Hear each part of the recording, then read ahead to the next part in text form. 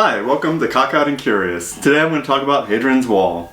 Hadrian's Wall is a kind of crazy game. You have two of these sheets that you're filling out as you play the game.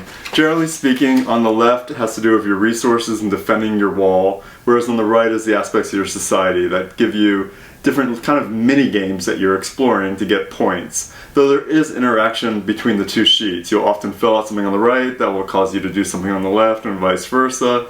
You're constantly scanning this entire tableau of options for what you might do next. Hadrian's Wall is a flip and write, in that you have different cards. You have your individual cards where you pick two each turn. One goes towards gaining points at the end of the game, the other one goes towards giving you resource and access to certain resources within mini games. There's also this main deck where you are given random resources in a given turn, but then also there's different symbols to help with the various mini games. There's a gladiator arena where you find out how much damage was done to your gladiator. There's also a market where there's different types of goods which are represented through unique numbers 1 through 6. There's not even any patina that there's any kind of real unique good or trade happening beyond the number.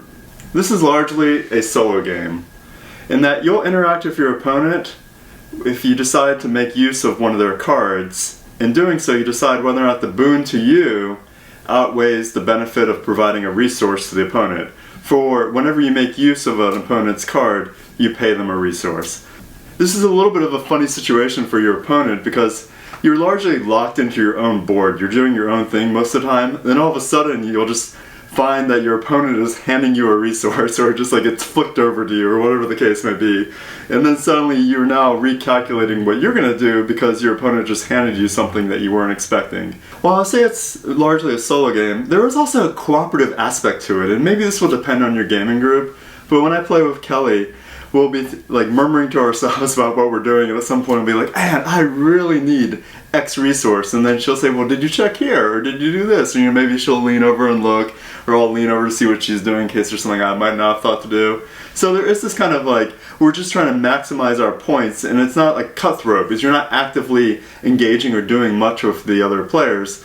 So if you pause for a moment to give them a suggestion or see how it's going, then there's kind of this camaraderie of this as we're each engaged in our own little toil, but yet are trying to get more points than the other person. But at the same time, we want to make sure that we're each having a fun experience and figuring out the game as we go, in terms of exploring new options, making use of paths we haven't yet tried, and just generally wanting to crank out the most efficient engine that we can create in this tech tree world of a flip and write. This game is well designed in that there's usually an option available to you. You might not be able to do exactly what you want to do, but there's always something that you can do that's better than nothing. You'll never squander resources. There's always some path you can go down. With a varied panoply of scoring mechanisms, you can always march towards one collection of victory points or another. Throughout the course of the game, you'll spend approximately an hour marking out boxes. And this is actually strangely fun. You're usually busy doing something, you're engaging. There's not a lot of downtime, because essentially there's a moment where you flip a card and you do stuff at the same time as whoever you're playing with, but then you lock into your own world where you're just doing your own thing, and there's always something to do. You're thinking, you're reacting, you're taking pieces, you're putting pieces. There's just something always happening. And then the only opportunity for downtime is really if you finish your turn first, and you have to wait for your opponent to finish before you're able to then go to the next phase. When I finish before Kelly, the good news is that we usually have music playing, so I'll just turn it into a transformative experience by doing a little bit of dancing to keep things going. So what's good about it? If you love Excel, you're going to love this game. If you want to maximize efficiencies, then you're going to love this game. If you like Xing off items from your to-do list, you'll probably love this game. You're going to be Xing off many things, you're going to have plans, you're going to finish them off, and you're just going to be ticking in hundreds of boxes throughout the game. There's also something delightfully absurd about the number of boxes and the interaction of goods that you're going to be seeing. You'll find yourself putting down a yellow worker, getting a purple worker, putting down a purple worker, getting a yellow worker. Maybe you'll mix in the odd stone here and there, but essentially you'll find that you're just going around in circles through this like web work of life through these wooden meeples. It's pretty fulfilling. And then at some point you'll start realizing you're running out of options, you'll expend more than you'll regain, and then you'll essentially be ready for the next round. The game's played over 6 years, each of those is a round, so you get to experience this with each of these years, generally speaking, having more interactions than the prior ones. So you're just expanding your turns and seeing more of the different paths that you wanted to go down. You'll hopefully get further along. You'll find yourself dabbling in paths that you didn't originally think you were going to head down. And you'll just generally, there'll be aspects where you do exactly what you set out to do. You'll have other situations where you'll be like, I had a plan from round one and I just never got to it. And that's just how it goes. But you still get a good score. And there's always just so many different ways that you can get points that it's just a mesmerizing experience engaging with these two sheets. I will say though, if you want direct interaction, this probably isn't the game for you. If you have terrible eyesight and you don't have a magnifying glass handy, this is probably not the game for you. There's another thing, and this is the soul-searching part of the game.